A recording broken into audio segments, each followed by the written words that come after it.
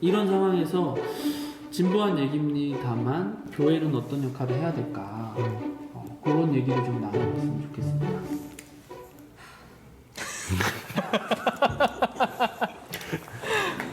뭐 이만하면 잘하고 있는 거 아닌가? 이러면 넘어가야 되는 거 아니에요? 어떻게 생각하시나요?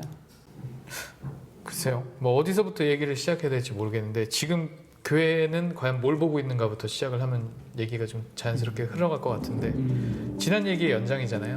온라인 예배에 미쳐있다. 한국 교회는 지금 오로지 얘기가 이 온라인 예배밖에 없어요. 어떻게 드릴 것이냐, 어떻게 해야 성도들이 이탈하지 않느냐. 심지어 저희 개신교인 인식조사 결과가 그렇게 안 나왔는데 교계 신문에서 자기네 입맛대로 버무려서 방송을 내보냈잖아요. 그러니까 목사님들이 듣고 싶은 이야기로 인식조사 결과를 편집해서 내보냈단 말이에요. 살려줬네 기사가. 에? 이제 다시 대면 예배로 돌아가야 된다라는 움직임 하나, 그다음에 온라인 예배가 중요하다 둘, 이 두 개를 놓고 계속해서 무게 제기를 하고 있는 건데 그쪽은 이제 보수적인 언론이었기 때문에 아무래도 교회로 돌아가는 것이 중요하다. 그래서 온라인 예배 만족도가 낮아지고 있다. 뭐 이런 이야기를 하고 있었어요. 근데 결과적으로 이거든 저거든 둘 다 교회의 관심은 오로지 예배와 성도예요. 나머진 관심이 없다라는 거예요. 제가 아까 사실 여성 때부터 입을 다물었던 게 어찌됐건 신학을 하는 사람이고 목사고 근데 너무 부끄러운 거예요. 뭐 제도적으로 구조적으로 우리가 누군가는 목소리를 내야 되고 해야 되는데 누가 내?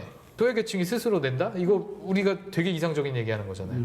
그럼 교회가 있었어야 되는데 지금 오로지 거기에 빠져서 뭐 성도들이 나가고 있다, 뭐 어떻게 돌려야 될 것인가. 그러니까 이제 뭐 자꾸 뉴노멀 얘기하잖아요. 뉴노멀이라는 게 올 때 교회가 어떻게 생존할 수 있을 것이냐 이제 거기에 포인트인 거죠. 근데 어떤 뉴노멀을 만들어 갈 것이냐에 대해서 고민을 좀 더 해야 되는 거예요. 그러니까 사실 사회가 급격하게 변할 때마다 어떤 사람들은 이 급격한 변화에 능동적으로 대처를 하면서 그렇죠. 상류층에 합류를 하게 되고 대부분의 사람들은 쓸려 내려가 버리거든요.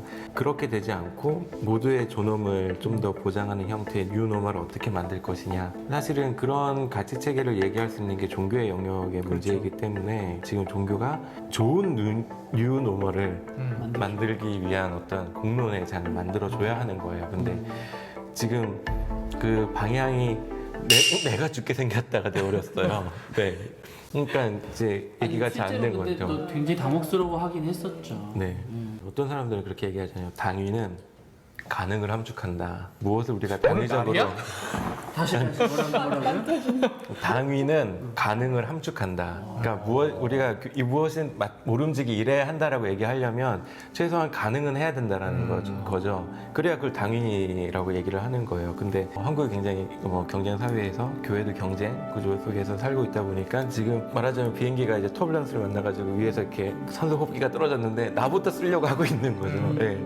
근데 이런 상황에 그런 심리에 내몰려 있는 교회에게 사회적 약자를 돌보라던가 뭐 좋은 유노말을 위한 공론장이라던가 이런 걸 얘기했을 때 이게 가능하겠냐.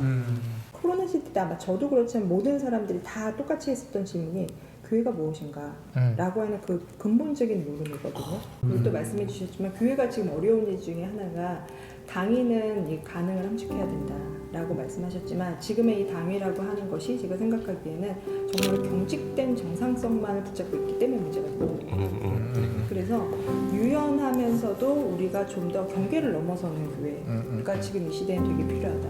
사실은 되게 문제가 되는 건 코로나19 시대 때 모든 것이 다 멈추고 사회적 거리두기를 하고 있는데 교회는 제대로 사실 거리두기를 해본 적이 없는 거예요. 그렇죠. 너무 택트만 하려고 노력하다 보니까 이게 지금 문제가 계속 터지는데도 자기 문제가 모르는 그런 상황이라는 생각이 들거든요. 제대로 한번 멈춰보고 교회들 제대로 거리를 두게 해보고 물리적 거리두기 아니고 신과의 거리두기, 그 다음에 또 교회 제도와의 거리두기, 그 다음에 모든 어떤 정책적인 권위와의 거리두기라고 하는 측면들을 제대로 한번 해본다면 조금은 더 교회답게 우리가 생각해 볼 수 있지 않을까. 그런 점에서는 사실 요즘 꼭 하고 싶은 얘기가 있는데 죽음을 애도하는 방식, 희생자를 애도하는 방식, 거기에서 교회가 정말 대응을 못했다는 생각이 들어요. 그러니까 취약계층에 대한 불평등 문제에서도 손을 놓고 있는 것도 있지만 또 한편으로는 종교에서 가장 중요하게 해야 되는 것이 죽음의 문제, 그럼 죽음을 애도하면서 다른 사람들과 손 붙잡는 문제를 해야 됐었는데 그 중요한 어떤 지배 가치의 문제를 놓고 있는 그런 측면이 있거든요. 이제 여러분도 아시는 것처럼 뉴욕타임즈에서 5월 24일 날 뉴욕타임즈 1면에 부고 기사가 났었어요. 미국의 사망자가 10만 명 육박. 헤아릴 수 없는 손실이라고 봐요. 사실 손실이란 말이 아니죠. 말 그대로 로스니까 상실인 거죠. 그러면서 내면에 걸쳐서 코로나19 사망자의 1%에 해당하는 1000명의 부고를 실어요. 그래서 그 사람들의 이름을, 숫자가 아니라 이름을 기록해야 된다라고 하면서 그게 뉴욕타임즈 1면에 나오거든요. 그러면서 뭐라고 하냐면 이들은 단지 명단 속의 이름이 아니라 이들은 바로 우리입니다 라고 하는 거죠. 근데 여기에서 뭐가 빠졌냐? 교회가 빠졌어요. 종교가 이 죽음과 애도와 상실 앞에서 우리가 무엇을 했는가?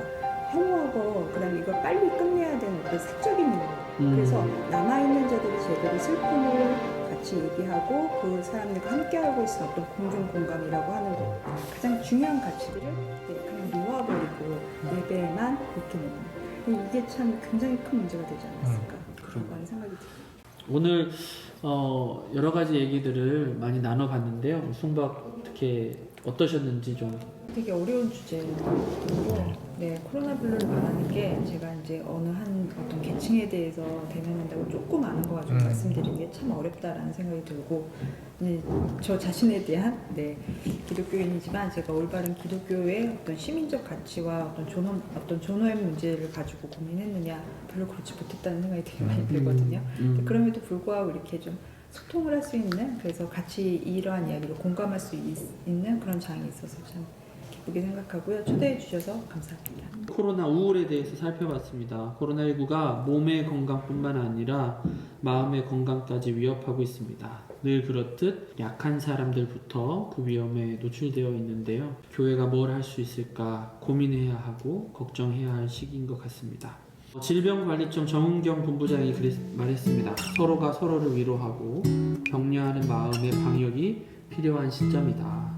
코로나19가 언제 사라질지 또 사라지지 않고 계속 인류와 함께할지 모르겠지만 서로가 서로를 위하고 격려하는 마음의 방역까지 철저히 해서 우리 모두가 좀 잘 살았으면 그리고 행복했으면 하는 그런 생각이 들었습니다. 어쩌다 살롱 여기까지입니다. 우리 어찌어찌 살다가 또 어찌어찌 돌아오겠습니다. 우리 마지막은 화면 보시면서 인사하도록 하겠습니다. 안녕.